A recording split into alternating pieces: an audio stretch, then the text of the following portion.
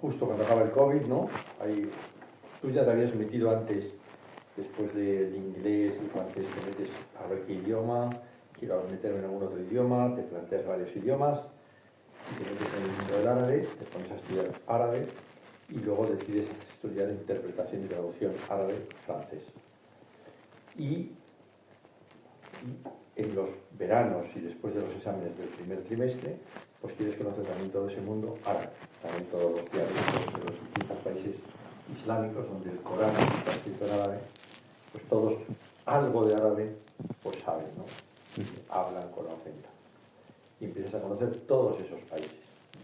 Entonces, a mí me impresiona mucho, yo me acuerdo este verano que estuve leyendo porque luego cuando visité el escribe también, toma unas notas y luego desarrollé unos diarios. Entonces yo tuve, por ejemplo, el gusto de leer el comienzo del diario de tu entrada en Afganistán. Una parte de esto ya me podéis contar, y porque yo me acuerdo, por ejemplo, empiezo a leer la entrada en Afganistán, después de intentar entrar desde Uzbekistán, que no te dejan, puedes contar un poco, y luego, como no te dejan, en Uzbekistán, pues, ¿cómo puedo hacer? Y lo típico, pues vas, oye, pues mira, pues me cojo un taxi, me voy a Kirguistán, voy al desierto, y que me dejen en el desierto, en la frontera con Afganistán, de noche, a las 12 de la noche, a la 1, no hay luz, solo la luz de la luna, y hay cruzas, porque la muralla,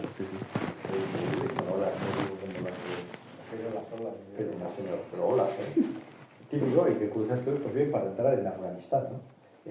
Y además, te metes en Afganistán, donde sabes los talibanes, y claro, y a mí me chocaba, claro, que yo veía las fotos tuyas en Instagram, y allí con los talibanes, y vas ahí con tu cruz, ¿tal? Y luego leo en el que dices, porque llevas también ahí en la maletita esa, sale ahí el Evangelio en árabe. Y entonces, el Evangelio, claro, se ponen los talibanes a leer el Evangelio, están ahí 20 minutos leyendo el Evangelio, y hay unos 15 casos de personas que fueron asesinadas por intentar entrar a la religiosa cristiana en un país, ¿no? Y entonces, bueno, y además también me llama la atención que viene la policía talibán, me acuerdo que estábamos hablando y estaban ha venido la policía, no está por la habitación. Sí, bueno, entonces, bueno, ¿por qué no cuentas un poco de esto? Y luego ya podéis preguntar a vosotros. Esto yo creo que van a ser las infusiones y tal cual. Ahí pasa una mafia. Agua. Hemos cogido el Manzanilla. Luego lo devolvemos. Manzanilla. Manzanilla yo. Gracias, es verdad. Café solo, descafeinado. Yo. ¿Con leche? ¿Otro café con leche? Por aquí. Bueno, no sé si alguien más a pedir. Y me falta el poleo. Pues eso podría ser todo, sí, todo. Y luego tú has conocido, a mí me impresionó mucho, por ejemplo, cuando estuviste en Irak, Sí. y estuviste en la iglesia, con el párroco, y masacraron a todos los asistentes a misa, salvo la madre, que fueron directa con su hija muerta, entonces sí que pasó como una muerta más. En todos estos países que son, bueno, pues que llega muy pronto el cristianismo, pero ahora mismo hay un cristianismo, bueno, de hecho en Irak había 3,5 millones de cristianos, en época de Saddam Hussein, y ahora hay 100.000. Muy pocos. Así. Los que han resistido. No porque los hayan matado, que también, sino que no se han ido. Muchos en Canadá, en Alemania, en Suecia muchísimos. Cristianos iraquíes en Suecia, muchísimos. Los que han quedado. Entonces, bueno, pues si queréis os puedo contar cosas. Yo creo que los dos países... ¿Qué os interesa más? ¿Qué queréis ahí un poco? Lo que prefiero contar. Yo creo que, a ver, yo, gracias a Dios, he visitado bastantes países. Árabes, quizás sea la chica, ¿no? ¿Mientras el poleo? Bueno, pues eso, yo, gracias a Dios, he visitado bastantes países, podemos decir poco habituales, ¿no? Árabes, islámicos, y yo creo que los dos más fuertes O sea, los dos que han supuesto un punto de inflexión en mi vida y en mi manera de ver el mundo ha sido Afganistán y Irak. O sea, bueno, Uzbekistán es muy bonito, pero no puedo decir que haya supuesto eso, un cambio. O sea, la comida, ¿verdad? Estamos guardando esto para una chica que viene ahora. Ah, Sí. no, solamente lo que es esto lo he entreverado, nada más. Vale, pues esto perfecto. Vale. Y tiene buena presencia ahí. Sí, sí, perfecto. Y te pongo este platito aquí para que no se vea feo, otro poco. Genial. Vale. Y eso también lo dejamos. Pues esto lo entreveramos también, ¿no? Ya puestos. Esto lo dejamos, pues, para que ya también. Ah, si quieres lo le pongo allí, si quieres. Igual viene con mucha sí. Vale. O también se puede poner en torno a la tortilla también. Si cabe todo ahí, perfecto. Él sabe, sí. Muy bien. Sí, mejor. Y el resto ya me lo puede llevar, ¿no? Sí. Sí. Bueno, pues efectivamente, yo creo que hay países que te cambian, es verdad. A mí por lo menos me cambiaron, y además eran países concretamente esos que yo tenía un gran deseo de visitar, desde hace unos años, o sea, no desde que era pequeño, no voy a mentir. Es verdad que desde que yo descubrí el mundo árabe y empecé a aprender árabe y empecé a conocer gente árabe o musulmana, porque en Afganistán no son árabes, pues me empezó a llamar mucho la atención ese mundo. No desde el punto de vista de yo convertirme, sino desde el punto de vista de ir, verlo con mis propios ojos y descubrir una zona que nos es completamente desconocida. Pues sabemos, sí, hemos oído hablar de Saddam Hussein, hemos oído hablar de la guerra y los americanos, pero realmente uno no sabe qué hay allí. Yo no sabía cómo es, por ejemplo, una casa dentro de una casa en Irak. Solo se imagina que es un país miserable, ¿no? En guerra, vivir en una chabola. Pues no, o sea, nos sorprendería el nivel de riqueza de muchas familias en Irak y el nivel de buen gusto y de limpieza. Entonces, bueno, yo diría que esos dos países, sobre todo, son los que más me han marcado. Bueno, ¿cómo entré en Afganistán? Pues a eso hay una especie de introducción. Yo he estado 2 veces en Afganistán, el verano pasado y este. La primera vez fue la más impactante, incluso para mí, en el momento que lo estaba viviendo. Yo soy consciente de que gente que a lo mejor lo escuche desde fuera puede decir, este se lo está inventando todo. O sea, lo que está diciendo es una cosa completamente increíble, pero es que pasó así. Igual que cuando comenté el otro día en la charla de Irak que las puertas de Babilonia se abrieron para mí. Quiero decir, es que eso es así. Yo puedo no contarlo para que alguien no se sienta ofendido, pero es que la realidad es esa, que estaba cerrada Babilonia y me abrieron las puertas. Pasó lo mismo en Afganistán. Yo quería entrar a través de Uzbekistán, porque estaba en Uzbekistán, un país muy bonito, comparte una frontera muy chiquitina con Afganistán, y dije, bueno, pues cojo un taxi, cruzo el puente sobre el río Oxus, y a eso de las 2 o las 3 de la tarde yo estoy en tierra afgana, en Mazar-e-Sharif, y de lujo. Bueno, de lujo, veremos a ver qué me encuentro, pero bueno, todo muy bien planeado, ¿no? La cosa... Tu madre lo sabía. No sabía nada nadie. Llevaba preparando la visa y toda la documentación cerca de 2 meses. No lo sabía nadie. Dije, esto puede salir muy bien o muy mal. Si sale muy mal, no lo cuento. O sea, no que no. Quiero decir, entendedme, que no lo voy a contar a nadie. O sea, imagínate que llego a la frontera y no me dejan pasar. He pagado 200 euros y quedo como un tonto. Digo, esto no se entera nadie. Pero si entro, ya se lo contaré cuando esté dentro. Entonces, nadie sabía nada. Nadie. Yo le dije a mi madre que estaba viajando. He dado muchos viajes internos dentro de los países. Y bueno, pues llegué a las 2 de la tarde a la frontera con Afganistán, la que yo planeaba cruzar, todo perfecto, todo en regla. Llego a las 2 de la tarde con mi visa obtenida en Madrid, con unos afganos que iban al mismo sitio que yo, y me encuentro un puesto de control para salir del país, para salir de Uzbekistán, que no me deja salir. Digo, vamos a ver, yo tengo una visa del país que está para allá, o sea, yo puedo entrar. ¿Qué te impide dejarme salir? Dice, ¿tú sabes lo que hay en Afganistán? Dice, ¿tú sabes quién gobierna Afganistán? ¿Tú conoces algo de Afganistán? Digo, no es que conozca algo, es que llevo años viviendo en Afganistán. Te puedo hablar sobre los budas del arte de Gándara, sobre la mezquita azul de Hazrat Ali, te puedo hablar sobre las ciudades del sur, sobre el desierto de Helmand. O sea, claro, y eso avivó las sospechas. No sabes tú tanto de Afganistán. ¿Tienes gente en Afganistán? ¿Conoces? Digo, no, yo que me gusta, que quiero, o sea, me gusta el conocimiento simplemente por descubrir ese mundo, quiero cruzar por la cultura. ¿Qué hablabas con ellos en qué idioma? Con ellos en inglés, porque son uzbecos. Hablan ruso y uzbeco. Hablaban muy poco inglés, porque eran militares, fronterizos, y estaban alucinados. O sea, no daban crédito. Dice, este hombre que quiere cruzar a Afganistán. Bueno, el caso es que me tuvieron 2 horas retenido allí. Se me pasó completamente todo el horario que yo tenía planificado. Me dio el mediodía, 2, 3 de la tarde. Me dijeron, mira, es que no solamente no vas a pasar a Afganistán, sino que te vas a meter ahora en esas instalaciones fronterizas y te vas a desnudar, porque no vaya a ser que lleves explosivos, que lleves droga, que lleves armas y las pases desde Uzbekistán, que toda esa culpa es nuestra. Y bueno, vieron que no llevaba nada, vieron que tenía un tatuaje en árabe en el brazo, y ellos no saben árabe, pero lo asocian directamente con el yihadismo. Dice que pone ahí. Algunos, como leen el Corán porque son musulmanes, pueden leer las letras árabes, pero las leen mal. Digo, no, pero no tiene nada que ver con el Corán. Es un tatuaje que pone recuerda quién eres. Nada, me expulsaron de las... El tatuaje. No, pero recuerda quién eres. No, es una frase... Me gusta. Yo creo que la gente normalmente suele olvidar en ciertos momentos. Árabe o qué? No, mío. Bueno, mío no.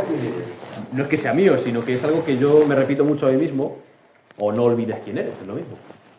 Porque yo creo que a lo largo de la vida la gente suele olvidarse muchas veces de quién es y de qué es lo que realmente le ha motivado cuando era joven o cuando era pequeño. O sea, uno se va metiendo en una rutina y al fin y al cabo olvida esos sueños, ¿no? Olvida esas aspiraciones. Y yo siempre intento, de momento, mantenerme fiel a esas aspiraciones, en la medida de lo posible, claro. Entonces hay un tatuaje en árabe que pone aquí en el brazo, recuerda quién es, Tadek Kermanta.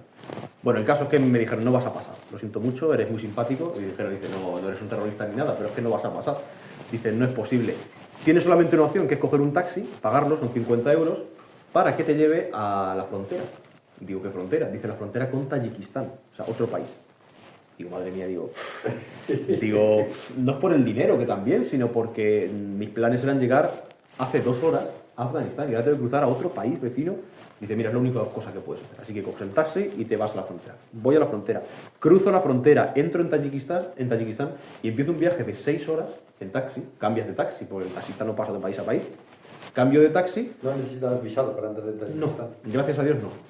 Asia Central no necesitas visado para nada. Turkmenistán, porque es una dictadura comunista extrañísima. Y Afganistán, porque es un país, bueno, las circunstancias que tiene. Lo demás no. Entonces crucé directamente, me estamparon el sello, un policía, un militar que no sabía nada de inglés, pero nada. Nada. Yo le quería preguntar si el puesto fronterizo con Afganistán estaba abierto. Porque yo estaba yendo hacia adelante sin saber a qué hora iba a llegar ni si estaba abierto. Pero me alentaba ese sueño. ¿Este verano o el anterior? Es el primero, el anterior, 24. Pero me alentaba ese sueño de entrar en Afganistán y de estar todo preparado y tener el caramelo en la boca y no poder tocar ese sueño. Digo, mira, yo voy a seguir para adelante. Y si me lo encuentro cerrado, pues ya hablaré con los talibanes o ya haré lo que sea, pero yo voy a seguir para adelante. Así que crucé durante 6 horas todo el sur de Tayikistán y la ansiedad iba creciendo, porque yo veía que llegaba la noche. Y que pasaban las 3, las 4, las 5, las 6 de la tarde, empezaba a caer el sol. Te parabas a comer y tal, ¿no? No, nada. Llevaba sin comer, ese día comí una empanadilla que había comprado el día anterior y la llevaba en un tren en el que estuve un día y medio. Bueno, eso es otra cosa, pero bueno, no había comido nada en todo el día. Y eran las 8 de la tarde, pero es que no tenía hambre de la ansiedad que me estaba dando, que iba a llegar de noche. O sea, no ansiedad, sino preocupación, que vamos a ver, entrar en Afganistán de noche igual no es la mejor idea, ¿sabes? Igual es mejor entrar de día, por si pasa cualquier cosa. El caso es que llego a la frontera afgana de noche, ya, completamente de noche, ya dije, ya da igual, ya da exactamente igual porque es de noche, está la luna, o sea, ya es que me da igual. Me deja el taxi en la frontera, paso los trámites de frontera tayika-afgana y me dejan las autoridades tayicas suelto en tierra de nadie. Dice, mira, de aquí a Afganistán, ve tú, porque nosotros no podemos acompañarte. Y además hay una tierra de nadie que es un puente sobre un río, que es la frontera natural, que es el río Oxus, y el puente, o sea, el río yo después lo medí con los mapas, y más o menos es entre el punto más estrecho, que han aprovechado para hacer un puente, ¿no? Es entre 8 y 10 veces el Guadalquivir, de ancho. El Guadalquivir es un río potente, el Guadalquivir no es un riachuelo. Entre 8 y 10 veces, o sea, yo tardé, no sé, 10, 15 minutos en cruzar el puente, absolutamente a oscuras, porque ni los tayicos ni los afganos ponen luces. Solamente al final del puente había 7 farolas, eran 7. 7 farolas que alumbraban el lado afgano donde había 4 talibanes, y yo los veía de lejos. Pero claro, cuando yo me estaba acercando en mitad de la noche, digo, igual se asustan ellos más que yo, porque si ven de repente a una persona desconocida, vestida de occidental, con una maleta en mitad de la noche acercarse a la frontera, hombre, igual no me matan, pero igual no me meten preso, ¿sabes? Entonces yo me detuve antes de llegar a las farolas y los saludé en árabe. Les grité y les dije, Bismillah, assalamu alaikum, en mitad de la noche, y ya se dieron cuenta de que estaba ahí. O sea, para que os hagáis una idea, cuando yo veía ese río que estaba atravesando, daba miedo. O sea, daba miedo porque era un mar en movimiento con olas, que yo vi que tenía olas, las ondas que tenía, los torbellinos, una noche además que era de luna llena, y que lo único que se veía, como estaba a oscuras, era la luna llena reflejada en el Oxus, las lucecitas del lado afgano Y en el otro lado, ya tras la valla de los talibanes, a medida que me estaba acercando, la bandera de los talibanes ondeando a la luz de la luna. Claro, yo entiendo que la gente diga, esto te lo estás inventando. Pero es que pasó así, o sea que no puedo contar otra cosa. Y una vez que yo paso la frontera sucede lo de la Biblia. Bueno, primero me ven en mitad de la noche, habla en árabe un hombre vestido occidental con una cruz. Me preguntó, ¿quién eres? ¿De dónde vienes? Como un encuentro del tercer tipo, me voy a encontrar con un extraterrestre. Ahí no pasa nadie, vamos. Pero, o sea, que es una frontera perdida en el desierto, al lado de un río, o sea, yo creo que eso no se va a olvidar en la vida, los talibanes eso. Y dice, mira, pasa, vamos a hablar con el comandante, a ver la visa esa que tienes, que nosotros no sabemos que España emitía visas de Afganistán, nos acabamos de enterar. Digo, bueno, tal. Entro a las dependencias y me registran, con mucho respeto, me deshacen toda la maleta y ellos me la vuelven a hacer y me doblan todo, o sea, con muchísimo respeto. Pero claro, al abrir la mochila que tengo, una mochila de la universidad, que me la llevé con las cosas más que menos pesaban, más livianas, vieron que tenía una Biblia, que tenía un evangelio. Es un evangelio que yo siempre llevo a mis viajes. Y me lo regaló mi primer profesor de árabe, que fue un converso, un marroquí que se convirtió al cristianismo. Es evangelista. Muy raro, ¿no? Es evangelista, pero ya el cambio de ser marroquí musulmán a cristiano, sea la rama que sea, es un milagro. Es un milagro porque yo no he conocido todavía un marroquí cristiano. Ni un argelino, ni un tunecino. Son franceses asentados, sí, pero uno de allí, de origen, es muy difícil. Porque asocian inmediatamente cristianismo con colonización. Cristianismo con franceses. Entonces es muy complicado. Pero bueno, se convirtió y me regaló ese evangelio verde. Que además es francés por una cara y es árabe por la otra. De manera que los talibanes, el Injil no saben lo que es. Pero el Injil, esa palabra árabe, sí. Y lo leyeron. Dicen, el evangelio. En la vida habían visto uno. Es un libro sagrado para ellos, pero nunca habían visto uno. Estoy seguro. Y es bueno, pues lo que pasó es que se juntaron 4 o 5, pues son muy curiosos. O sea, ven un extranjero, ven lo que sea, y se te pueden reunir a tu lado en la calle 40 o 50 personas a observarte.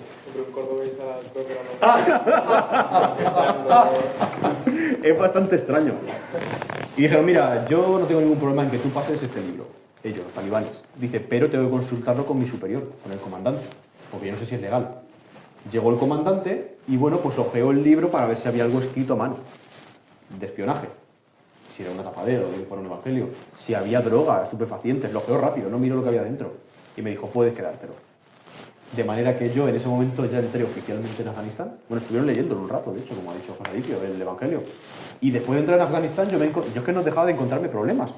Porque digo, vamos a ver, estoy en Afganistán, en suelo afgano, pero no hay nada. O sea, no hay nada. Estoy en mitad del desierto, literalmente, a orillas del Oxus, en mitad de la más absoluta nada, y necesito llegar a una ciudad civilizada, a un sitio con camas y esas cosas.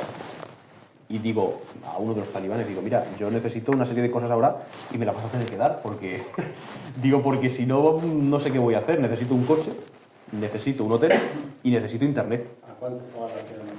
Estaba a 70 kilómetros por carreteras afganas. O sea, no es una hora, es más, y atravesando el desierto, en mitad de la noche. Dice, mira, por internet no te preocupes, yo te lo doy de mi móvil. Te pongo el punto, el hotspot, y tú llamas a tu madre o a quien quieras y le dices que está bien. No le dije que estaba en Afganistán, le dije que estaba bien, sin más. Digo, vale, genial. Dice, y el coche no te preocupes porque yo te llevo en mi coche particular, que está ahí aparcado, te llevo yo hasta Kunduz, la ciudad más cercana. Dice, pues no te preocupes porque nosotros vamos a cenar juntos. Yo quería ir a Mazar-e Sharif, era mi objetivo, pero que ya no se podía, porque estaba a 200 kilómetros atravesando unas montañas, tenía que ir al día siguiente.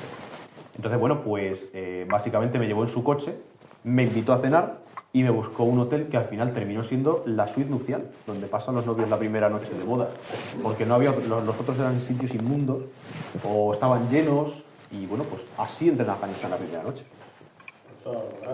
Pues me faltó entrar a caballo, vamos.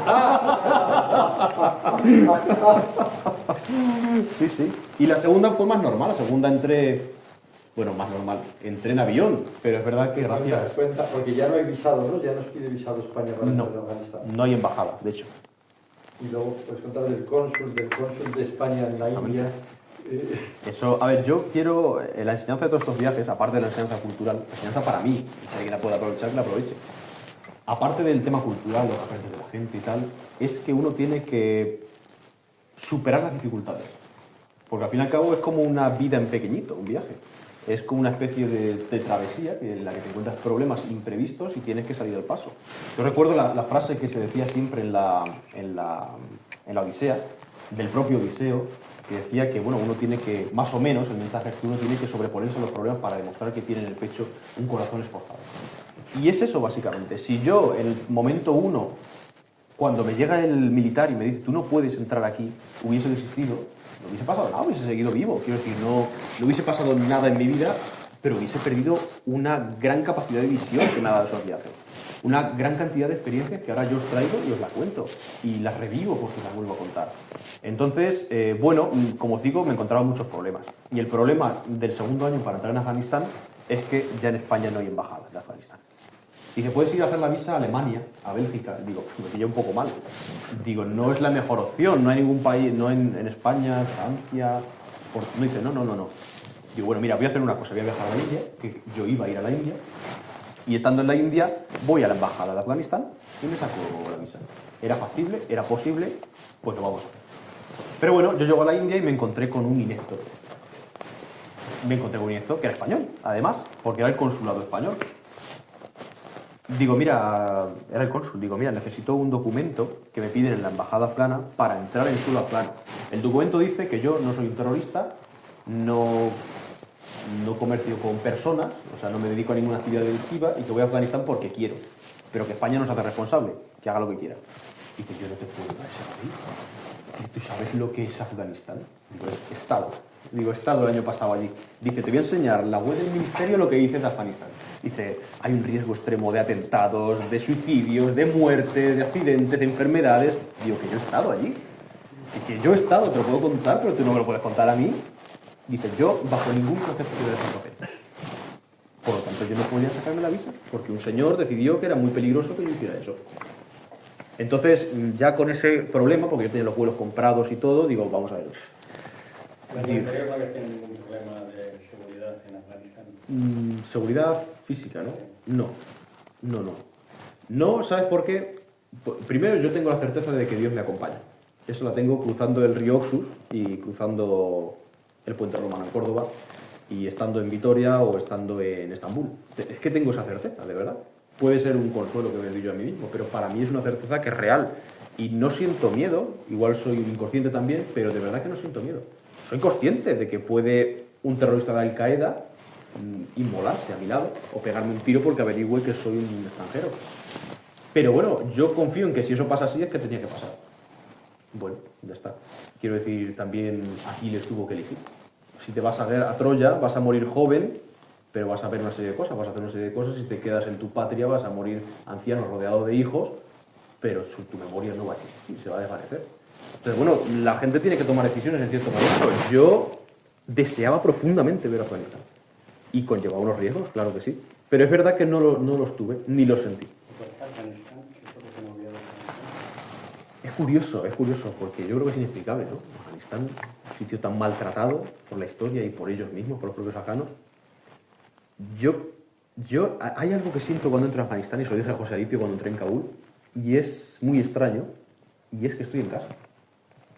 Yo cuando entré en Kabul este año pasado, en verano, y vi ese pinar que sale del aeropuerto y ya se mete en Kabul, tuve la sensación de tranquilidad de cuando uno llega a su casa.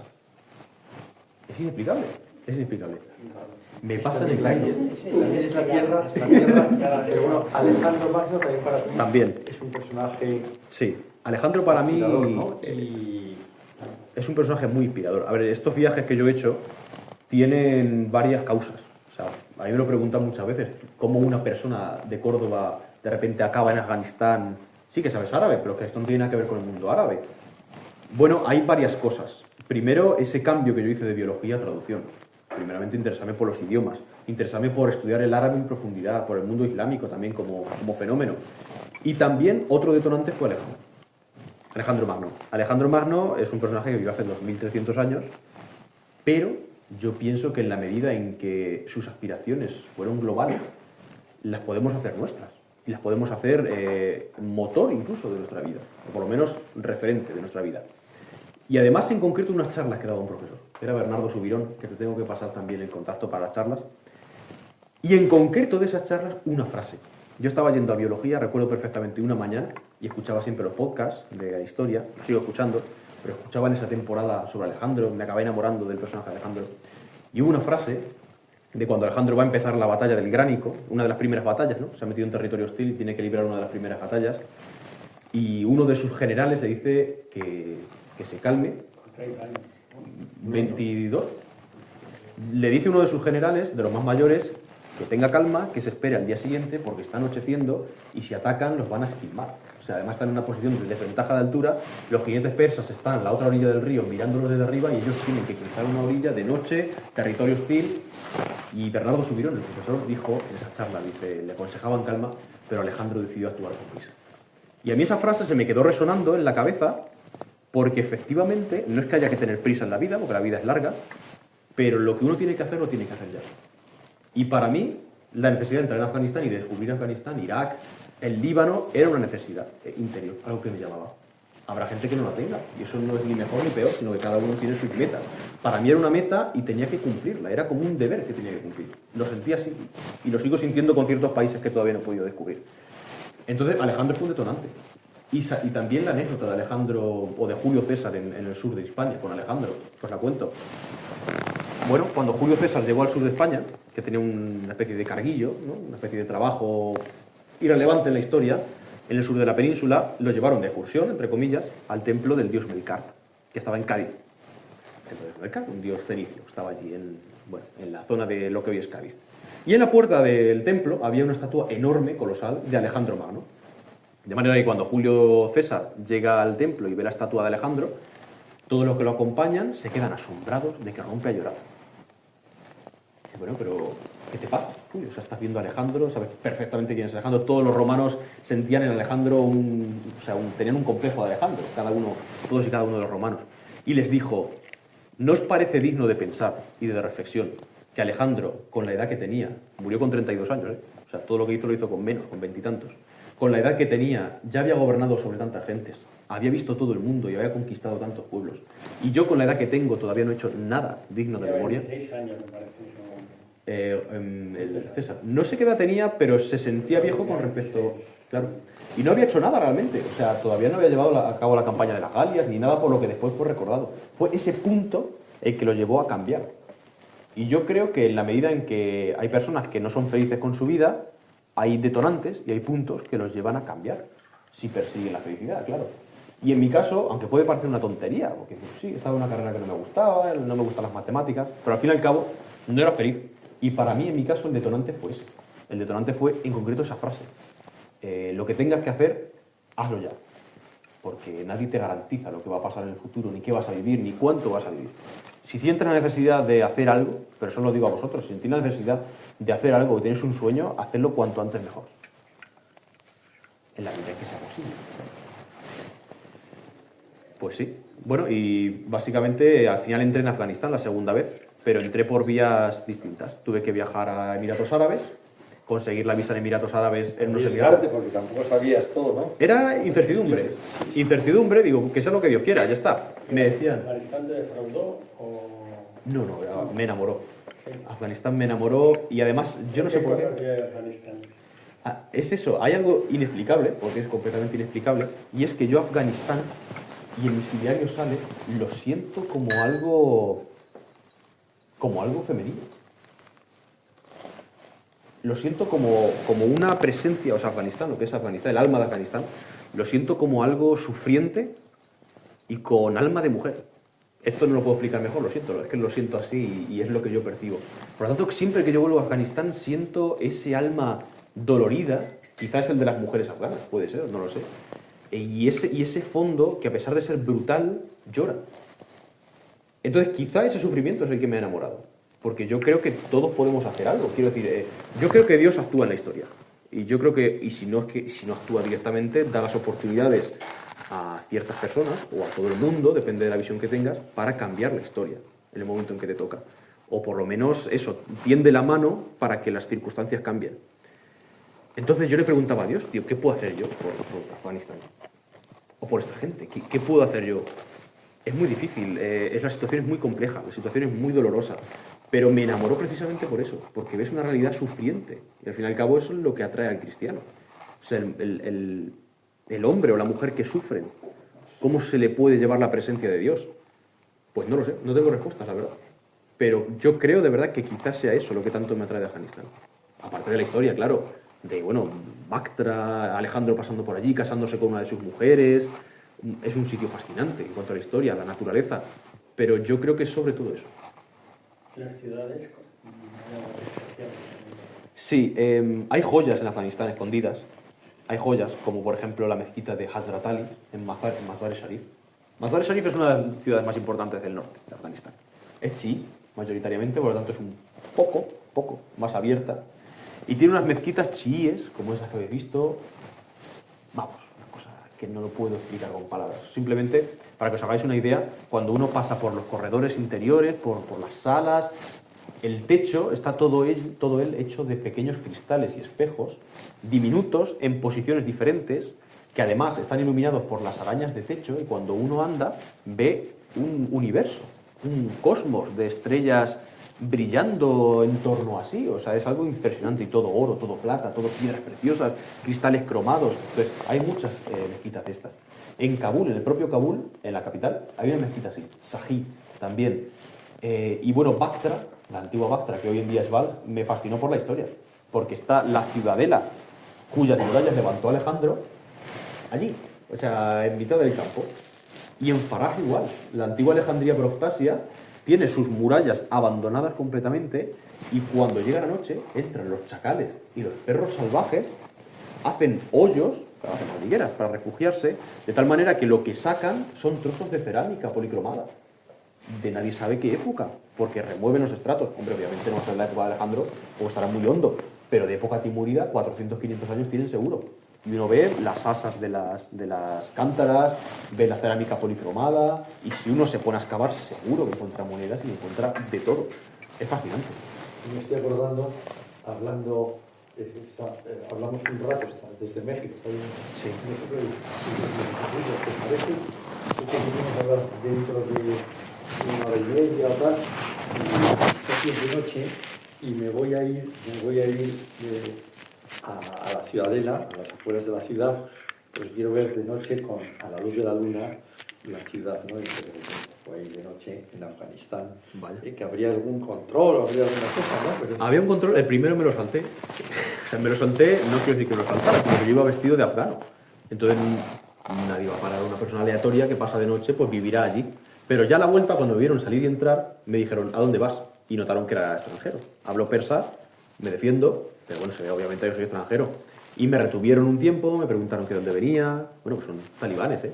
Son talibanes con pasamontañas, lo de los puestos fronterizos, armados. Puede impresionar las primeras veces, pero luego te acostumbras. Y en la visita que me hicieron los talibanes, son muy acogedores, van a los hoteles cuando llegas a una ciudad a darte la bienvenida, ¿no? Como las películas del oeste, a decir, bienvenido al forastero que ha llegado a nuestros dominios. Y efectivamente es así. Bueno, pues yo cuando llegué a Farah, llegué a un hotel medianamente decente, no tenía cama. Pero bueno, es que allí no duermen en cama, duermen en colchonetas, tampoco tenía duchas, pero bueno, no se puede pedir tanto. Y llegaron dos talibanes.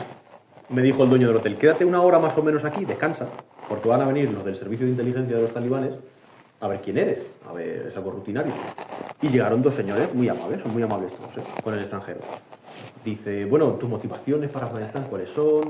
¿Has visto Afganistán? Muy bien. Vale, ahora, por favor, danos tu opinión sobre los talibanes.